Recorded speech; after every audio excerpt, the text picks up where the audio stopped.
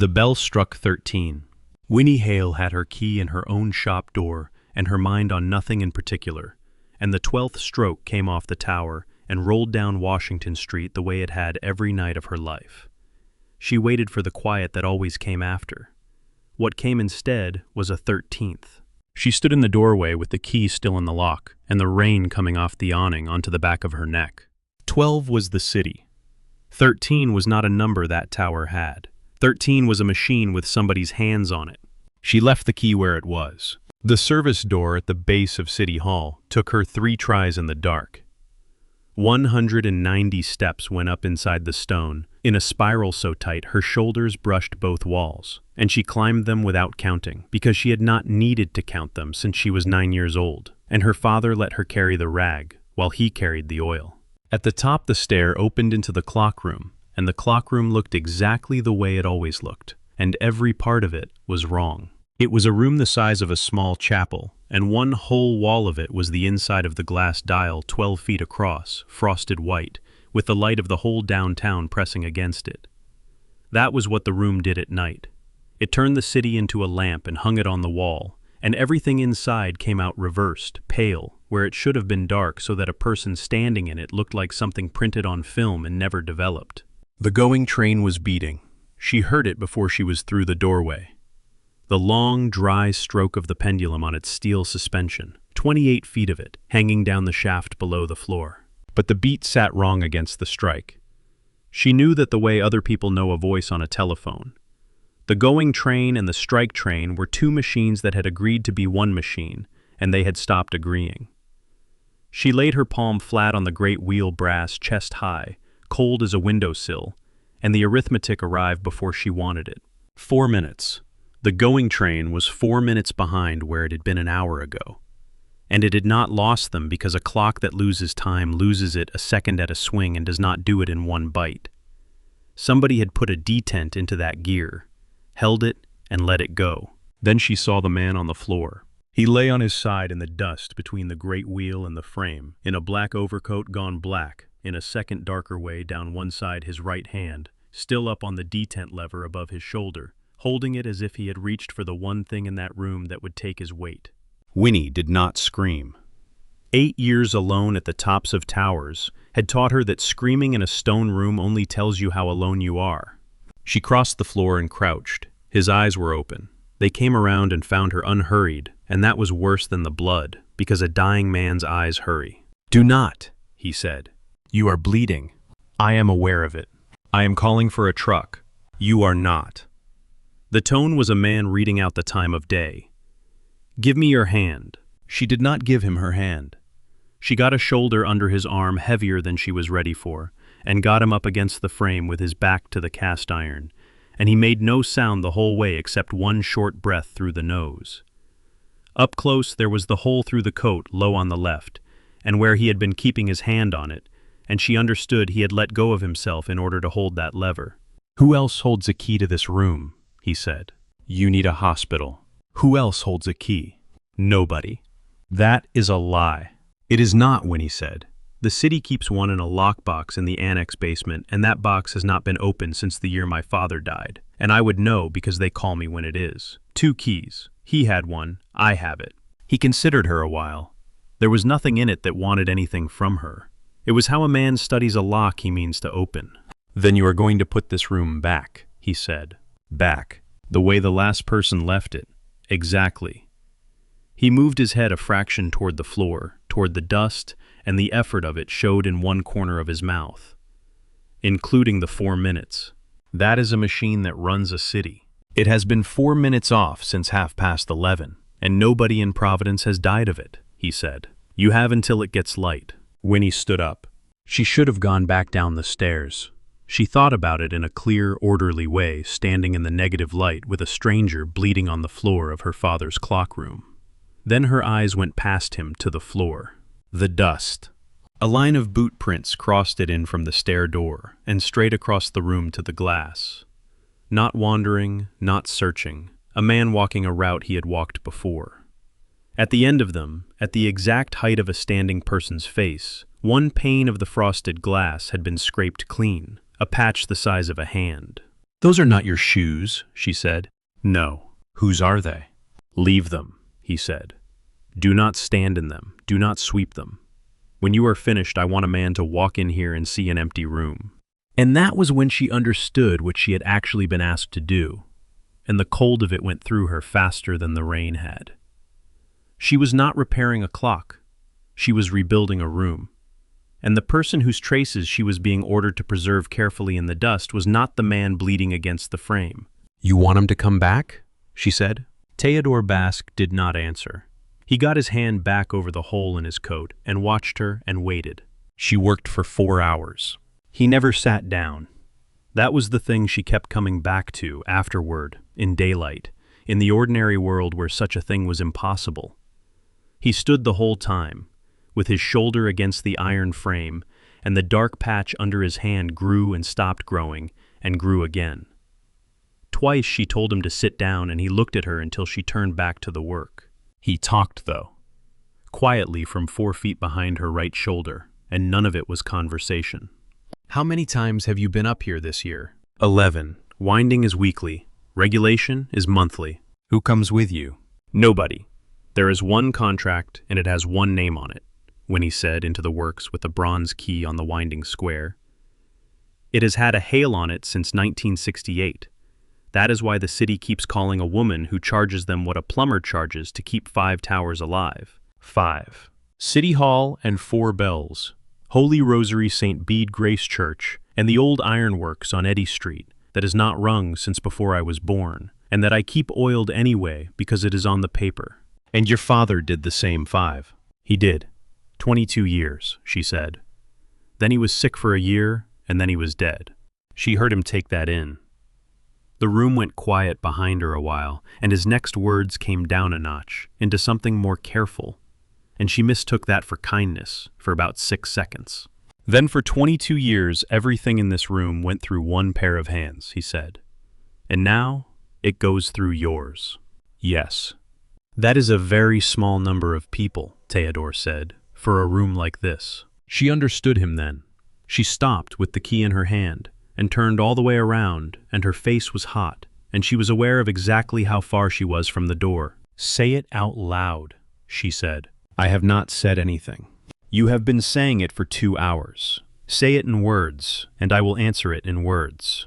The city glowed against the glass behind him and put a white edge along his whole left side and left the rest of him dark, and she watched him decide she was worth spending a sentence on. "Somebody has been coming into this room for a long time," he said. "The only people who could have let them in are the 2 people who hold the key. One of them is dead. You are the other one." "Then shoot me," Winnie said, "because in this whole state, there is nobody else who can put your room back, and you have 3 hours of dark left." Nobody had ever talked to him like that. She could tell not because he reacted, but because of how completely he did not. "Finish," he said. She turned around and finished. The last of it was the 4 minutes, and the 4 minutes were the reason everything afterward happened at all. You cannot simply push the hands back on a tower clock. The going train and the strike train are geared to each other through the count, and if you drag one backward against the other, you get a tower that chimes 8 at 9 forever. The only clean way to take time out of the going train without touching the strike is to lift the escapement off its arbor, hold the train, let the wheel find its own place, and set the pallets down again. Her father taught her that standing on a footstool, so she pulled the escapement, and in the 2 seconds it hung in her hand tilted toward the glass, with the whole white wall of the city behind it. She saw the teeth, not the outer faces. The outer faces of a tower gear are polished by their own work, and they looked the way they had looked her entire life. It was the inner rim, the shoulder of each tooth, that only comes into the light when the escapement is off the arbor, and along that rim the brass was chewed. Small, crisp bites, one to a tooth, none of them larger than a rice grain, in a line that went around the wheel and around it again and did not stop. Winnie held it there a moment too long. Behind her, Theodore said, "What?" "Nothing," she said, and set the pallets down and let the train go. And the tower took its 4 minutes back into the dark, where nobody would ever find them. By the time the glass began to gray, she had swept her own shoe prints out of the dust with a hand brush and laid the dust back down with the side of her hand, and there was nothing in that room but a machine, a man, and one line of somebody else's boots walking to a scraped hole in the glass. "Go home," Theodore said. "Open your shop at 9. If anyone asks you where you were asleep. You will be dead by noon." "Then I will be dead by noon," he said. "Go down." And she went down. She wants that remembered later, when everything about those weeks got told wrong by people who were not in the room. Nobody kept her. Nobody locked anything. She walked out at 5:40 hands, smelling of clock oil and blood, down into a city that had no idea it had been counted, and opened her shop at 9. She sold a mantel clock to a man from Warwick at 10. She ate half a sandwich at 1. And all day, under everything, the same picture kept coming back, and it was not the man on the floor. It was brass. A line of small, bright bites on the inside shoulder of a wheel nobody had any business touching, walking around and around a gear that had turned in the dark over the heads of 400,000 people since before she was born. At 6 o'clock, she locked the shop and got her tools and went back up the tower. Nobody sent her. That was hers. There were 2 men at the bottom of the stair now, one on each side of the door, and neither of them asked her anything. Theodore was sitting when she came up. It was the only reason she believed he was worse. He had the coat off and a field dressing packed under his shirt by somebody in a hurry, and his color was the color of the room. "You came back," he said. "I am taking the escapement off again," Winnie said, "and you will be quiet while I do it." She laid a cloth on the frame, pulled the escapement, set it under her loop, with the work lamp turned down to nothing, because the room lit itself, and counted. It took an hour and 40 minutes. Twice she lost her place and started over. 231. 231 bites on the inner shoulders of a wheel nobody had any reason to look at, each about as wide as a rice grain, each made by a hard steel edge, held into brass under load and taken out again. And they were in order. That was the part that made her sit back on her heels and go cold to the wrists. The great wheel turns once in 11 hours and 40 minutes. That does not divide into a day, and never will, so the tooth standing under the detent at any given hour walks a little further around the wheel every day, and does not come back to where it started for 19 years. Her father taught her that when she was 11 as a trick, the way another man teaches a child a card game. "Tell me the date," he said, "and I will tell you which tooth is on top." Which meant every one of those bites had a date stamped into it by the machine itself. The oldest ones sat under a brown film of tarnish. The newest was raw yellow metal, still bright sharp at its edges, no older than a night. 231, she said aloud. Rolling out over 22 years, beginning in 2004. The last one was made last night. Behind her, Theodore said very quietly, "Say that number again?" She said it again. He was on his feet. She had not heard him do it. "Your father held the only key for 22 years, he said. "And he was the only living man who ever had that off the arbor, and you were telling me there are 231 marks on it, and you want me to believe he did not know? He knew somebody was getting in here. Then he was paid." He was not paid. She stood up with the escapement in her hand and came at him with it, which was not a smart thing to do to a man with a hole in him. "Look at the brass. A clockmaker dresses every burr he makes. Always. Because a burr sheds and the shedding goes into the pivots and eats the machine. My father dressed the strike arbor twice a year. He dressed the pinion leaves on the fly. He dressed a scratch I put in the barrel when I was 12 and made me stand there and watch. And he never once in 22 years put a file anywhere near this." Which tells me he was protecting it. "It tells you he could not make himself erase it," Winnie said. "Those two are not one thing, and you know it, because you have been standing in this room bleeding for a day and a night for the same reason." Nobody had said anything like that to Theodore Basque in 13 years, without something happening to them. He did not answer her. He looked down instead, and she thought at first that he was looking at the escapement, and she was wrong. What he was looking at was her hands. At the way the left one held the pallet arms without touching the faces. At the way the right had 2 fingers hooked around a wheel she had held so long it had stopped being an object. He looked at her hands the way most men look at a face, as if they were telling him something nobody had been able to give him in a decade. And when he raised his eyes, there was something behind them that had not been there an hour before, and Winnie had no name for it and did not want one. "Sit down," she said, "before you fall on my machine."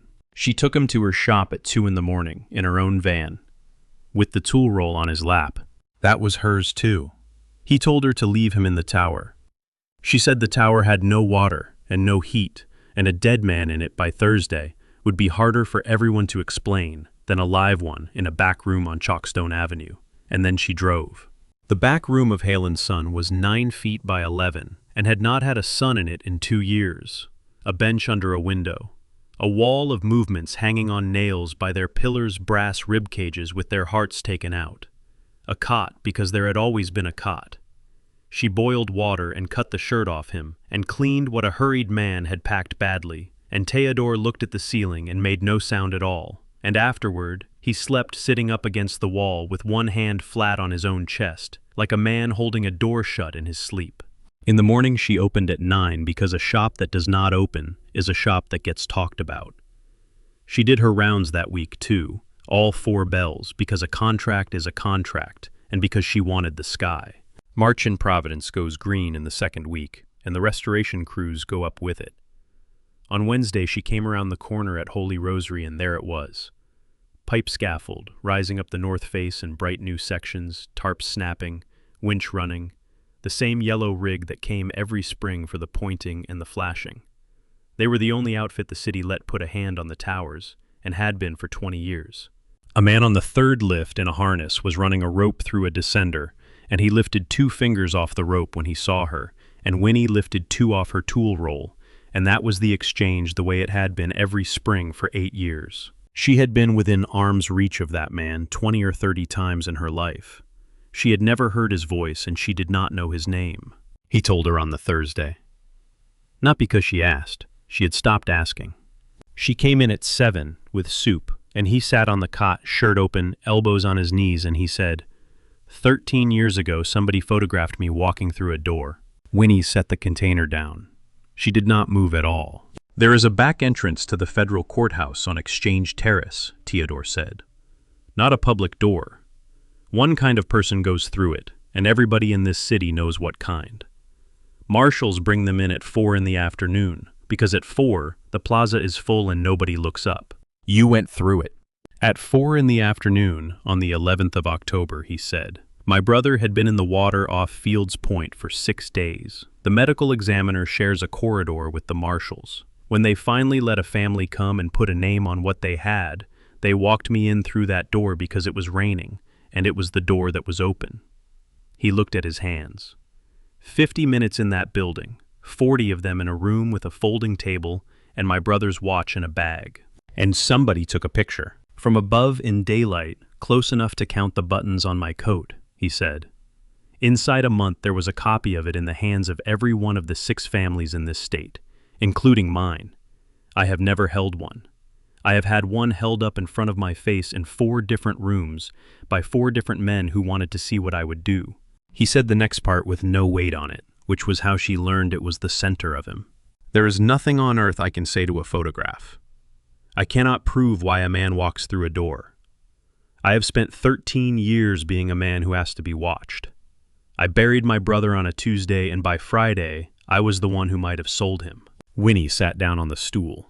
Then why the tower, she said. Because I finally sat down with a map, Theodore said, and worked out where a camera has to be to see that door from above. There is one line in this city, 400 meters over the roof of the Biltmore and through the gap at Fulton Street, higher than anything standing in between. Behind the glass of that dial, there is no second place. I went up on Monday night to stand where he stood and see if it could be done. And it can be done, he said, and somebody was already up there doing it. He raised his eyes then, and this was the part Winnie carried with her afterward, all the years after. I did not go up to catch anyone, he said. I went up because I needed to know whether a room can see a door. 13 years I have been telling men the truth in rooms and watching it not matter. A machine does not care who I am. She walked it herself the next day. She did not tell him. 400 meters from the base of City Hall to the little green door on Exchange Terrace, 5 minutes across Kennedy Plaza, past the bus platforms, and a man selling roasted nuts out of a cart. The door was steel-painted the green of a park bench, no handle on the outside, a bollard in front of it. She stood at the bollard in the middle of an ordinary Friday and turned around. And there it was, over the roofs, over everything. The white dial hanging in the March sky with its hands at 11:20, looking straight down Fulton Street at her like an eye that had been open the whole time. 231 times somebody had climbed 190 steps, squeezed past a running machine, and stood behind that glass to look down at this exact patch of sidewalk. Below her feet there was a drain grate and a cigarette end, and nothing else, the most ordinary 6 square feet in the state of Rhode Island. She went back to the shop and stood in the doorway of the back room until he opened his eyes. "You are not hiding a crime scene," she said. "You are baiting one." "Yes. You had me put a room back so that a man would walk into it and not know he had been seen." "Yes. And in all of Providence I hold the only key to it," Winnie said. "And I go up it every week alone, on a published schedule that the city keeps in a binder." Theodore Basque held her eyes a moment and said yes a third time, and did not offer one word to make it lighter. On the Sunday she came out the back of the shop at 11 at night with the trash, and there were 2 men in the alley who did not work on Chalkstone Avenue. She never got a good look at them. What she got was the sound of her own back door opening behind her faster than a hurt man should have been able to move, and then Theodore standing in the gap between her and the alley, with his coat hanging open over a dressing 4 days old, and his empty hands loose at his sides, saying 4 or 5 words in a voice she had not heard him use without raising it at all. They went. Not quickly, but they went. "You are bleeding again," she said. "Go inside." You could have stayed in the room. "Go inside, Winnie." He had never used her name before. 2 days later, he took it all back. She had known he would. She could feel it building in him the way you feel weather. She was at the bench regulating a customer's carriage clock, and she said something small and ordinary about how the count would have to be sworn to by somebody with a license. And Theodore said from the doorway, "You are a trade and a key." She looked up. "That is what you amount to here," he said. "You read brass. Nobody else in this state can. When the reading is done, you will go back to winding clocks, and I will go back to my life, and there will be nothing between those 2 things. Do not build anything on the inside of this. There is no room in it." "All right," Winnie said, and went back to the carriage clock, and did not let her hand shake until he had gone out. He did not go home that night, or the night after, and over a week she understood he did not have one to go to in any way that mattered. 4 other men in Providence could have taken him in, and he had called none of them, and one evening he told her why, while she was cleaning a barrel in the sink. "If I sleep somewhere," he said, "somebody knows that I sleep." He ate at her bench. He learned where she kept the good screwdrivers and stopped asking. He stood behind her at 10 at night with his shoulder on the doorframe in a house that smelled of clock oil and burnt coffee, and one night she turned around and found him asleep on his feet with his eyes open, and understood he had not slept in a room with another person in 13 years. The oil can came back on a Tuesday. It was her father's long brass with a dent in the collar. She had left it in the clock room the first night and had not been able to make herself go and look for it. Theodore set it on the bench beside her elbow without a word. "You have had that for 3 weeks, Winnie said. "And you have had more than that." "Holy Rosary Monday 8:15, he said. "St. Bede Tuesday 10. City Hall Thursday, always Thursday, and you are on the stair 4 minutes 10 going up and 3 minutes 50 coming down, and you stop on the 4th landing every time, and I have wanted to know why for 2 weeks. "There is a window on the 4th landing," she said, "and you can see the bay from it." "I had you counted," Theodore said. "Every day since the night you found me. I will not pretend it was to keep you safe, and I will not stop doing it. That is where I am." She should have thrown him out. She stood at her bench with her father's oil can in her hand, in a room full of other people's clocks, and did not. She went to see Roscoe Dean that Friday because she could not think what else to do with what she was carrying. He was 79 and had been the sexton at Holy Rosary since before she was born, and he sat on the low wall by the sacristy door in the sun and let her finish the whole of it before he spoke. "Spring of 2004, he said. "Your father came and sat where you are sitting, and asked me a question I have thought about maybe 400 times since. He asked whether a man could lose a city contract for reporting a thing he could not put a name to." Winnie did not move. "He said somebody was getting into the tower, and he did not know who, and did not know what for, and there was nothing missing and nothing broken. I told him the truth, which is that this city takes a contract off a man for a great deal less, and that if he made noise about a thing he could not name, they would put a maintenance company from Cranston on those towers inside a year, and there would be no more Hales. The old man looked at the wall, and he never asked me again, not once in 22 years. He wound the clocks and he set them right, and he kept his mouth closed, and he went home to you. He knew, Winnie said. He knew somebody went up, said Roscoe Dean. That is all any man knew. She sat in her van in the church lot for 40 minutes and worked out the shape of it, and it was very simple and very bad. 231 marks on a wheel, 22 years, a man with the only key who dressed every burr he ever made except those, and who could have said one sentence in 2004, and did not, because saying it would have cost him a trade with his own name on it. Put that in a courtroom, and every family in Providence who lost somebody through that green door was going to hear one thing only. Not that Emmett Hale was afraid. They would hear that he stood in that room for 22 years while the marks piled up and let the door stay open. That was the price. Not her shop and not her license. Her father remembered in this city forever as the man who counted and said nothing. Then on the Saturday she took the escapement out again and did the arithmetic on the last 2 marks, and it stopped being about the dead. Bite 229 was dated the 10th of February. On the 21st, a man named Osrin Vitalis came out of the Seekonk River near the Henderson Bridge, and the news gave him 40 seconds. Bite 230 was dated the 8th of March. 9 days. It is not a history, she said to Theodore, standing in the middle of her shop with the wheel in both hands. It is a schedule. Somebody went through that door on the 8th of March and got seen, and it takes him 11 days, and that person is still walking around. Theodore was already at the door with his coat on. It took his people 2 days to come back with it. A woman named Nadia Sikorsky, 31 years, keeping the books for a trucking yard in Pawtucket, who had walked through the little green door on the 8th of March at 4 in the afternoon in the rain, and who was living that week in a motel on Post Road, with a marshal's number in her phone and no idea that a machine 400 meters away had written her down. The next afternoon, Theodore stopped the clock himself. Winnie tried to talk him out of it the whole way up. He climbed the 190 steps at a pace that told her what it was costing him, and at the top, he laid his coat on the frame and set his hand to the detent lever, the same one she had found him holding. "Tell me when it is 4, he said. You cannot get through that gap with a hole in you. Tell me when it is 4. He set the detent.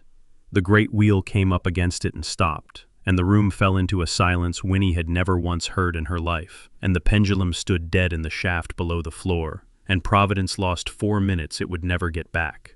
He went through the gap between the wheel and the stone on his back, feet first, the way a man goes under a car. She counted it out loud. It was the only thing keeping her hands still. At 2 minutes and 10 seconds, he called back from the far side, from the ledge behind the frosted glass, with the field glasses up at the scraped pane. It is exactly what he sees, he said. The door, the bollard, the grate. I can read the numbers on a bus platform from here.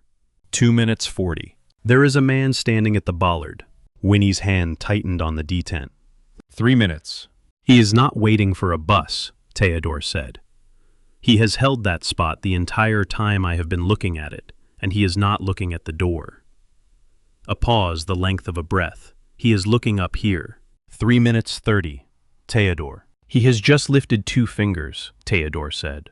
He came back through at 3:55, and she took the detent out, and the great wheel moved on, and the tower found the beat again, like a man remembering he was in the middle of a sentence. Theodore sat down with his back against the brass, and put the glasses in her hands, and Winnie went to the scraped pane, and by the time she got there, the bollard was empty. But she did not need the man. She had the gesture. 2 fingers lifted off a rope, once a spring for 8 years from a scaffold on the north face of Holy Rosary, by somebody whose voice she had never heard. 4 minutes, Theodore said behind her to the room. That is what it costs to stand there. 4 minutes of this city once. Somebody spent 4 minutes on the 11th of October 13 years ago, and it cost me my brother's funeral, my name in 6 houses, and every hour I have lived since. He wanted her out of the state that night. He had it all arranged before he said a word of it to her, which was the most honest thing about it. A car, a house in Fall River that belonged to nobody, money in an envelope, a woman who would drive. He laid it on the bench between them like a man laying out tools. "No," Winnie said. "You are the only reading of that wheel that exists. If you are not in this city, the wheel is a piece of brass, and he has nothing to gain by touching you. If I am not in this city, that woman in the motel is dead on Thursday. I will take my chances with the woman in the motel." "You will not," she said, "because you have not slept in a room with another person for 13 years, and you slept in mine, and a man who has done that does not get to stand here and tell me he would trade her." Theodore Basque put both hands flat on her bench, and for the first and only time in all of it, his voice came apart in the middle. "I have spent 13 years being a man that nothing can be taken from," he said. "The whole of me was built that way. There was nothing left to take, and you have made that untrue, and I do not have any idea how to carry it, and I am asking you to get in the car." "No," Winnie said again, and the argument ended there. Casper Nightall was already in the clock room on Thursday night when she came up with the tool roll and the padded box the marshals had told her to bring. She saw the boots first, in her own dust, standing at the end of the line of prints she had spent 4 hours preserving. And then he stepped out from behind the frame in a work jacket with a harness still on his hips, and he looked exactly like a man who fixes buildings. "You are counting," he said. She had never once heard him speak before. Mild, a little hoarse a voice for talking across wind. You put the escapement back a half turn off, and nobody does that unless they have had it in their hand for an hour. "How many?" Winnie said. 14. "Why?" "My sister went through that door on the 9th of February, 2004, Casper said. "First one. 11 weeks later, a man walking a dog found her. Somebody in a building sold her, and I never found out which one. So I came up here to see whether a person could actually watch that door, because if you could watch it, then I could have known, and if I could have known, then it was mine." He shrugged, a small, ordinary movement, and nothing else in that room was worse. "I stopped looking for the right one in 2009. After that, I just went up." Theodore Basque never sold anybody. "No," Casper agreed. "That one I could never place. A face I did not know, coming out of a door I knew. So I showed it to a fellow in a bar on Atwell's and asked did he know the man. He looked at the scraped pane. One time. Never thought about it again until Monday when he came up my ladder. 13 years. 6 families. A funeral a man was not allowed to grieve at. A question asked once in a bar by a man who forgot it before he finished his drink. Winnie heard the hatch behind her, and Theodore came up into the room, and Casper Nightall drew and fired first and fired twice. Theodore went down against the iron frame, with his hand going to the same side it had gone to on the first night. Then it was very quiet, and Casper looked at the stair door, and Winnie watched him do the arithmetic she had already done for him 11 days before. There were men coming up that stair.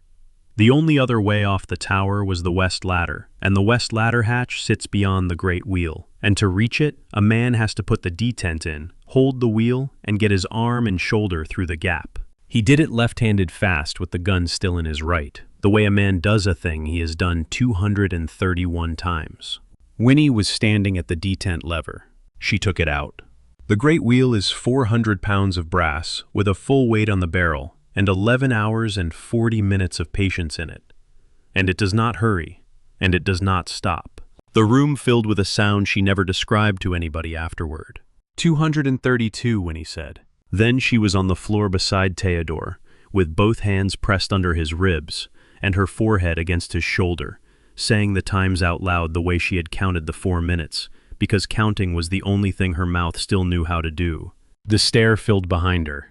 Boots and voices coming up in the dark, 190 steps of them. And over all of it, the going train never lost a single beat, because nothing that happened in that room that night was any business of the machine. That is the frame the city kept from the one photograph anybody ever took inside that room, shot by a state investigator at 2:20 in the morning. The great white wall of the dial with all of downtown pushing through it.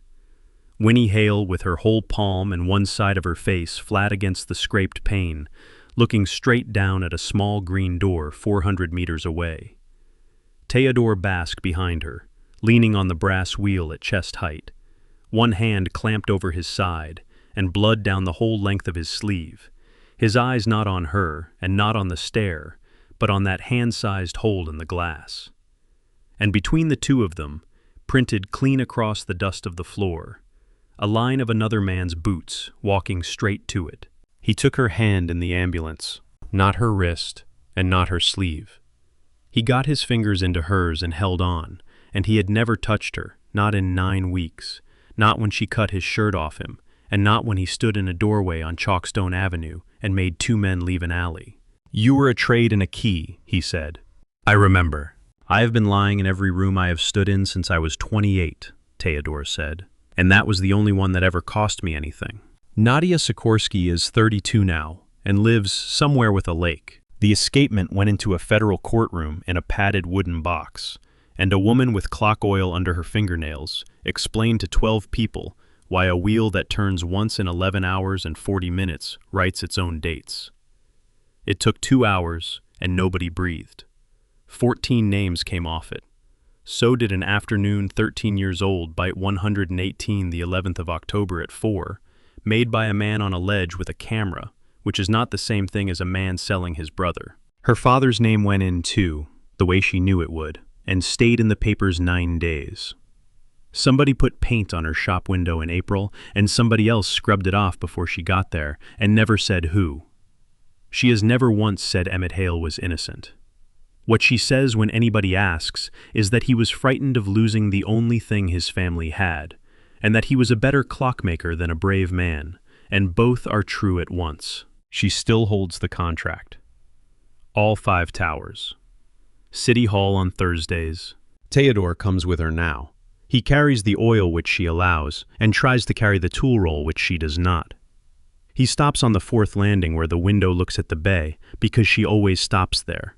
And every Thursday at the top of 190 steps, the two of them stand in a room made of borrowed light, while a machine that lost 4 minutes 22 years ago keeps perfect time over a city that never looks up, and neither says much, because they have both already counted everything in that room. If this story kept your hands still until the final stroke, do not go anywhere yet. Another story is waiting in the dark, and its first minute belongs to a woman who unlocks a door shut for 40 years and finds that somebody has been dusting it.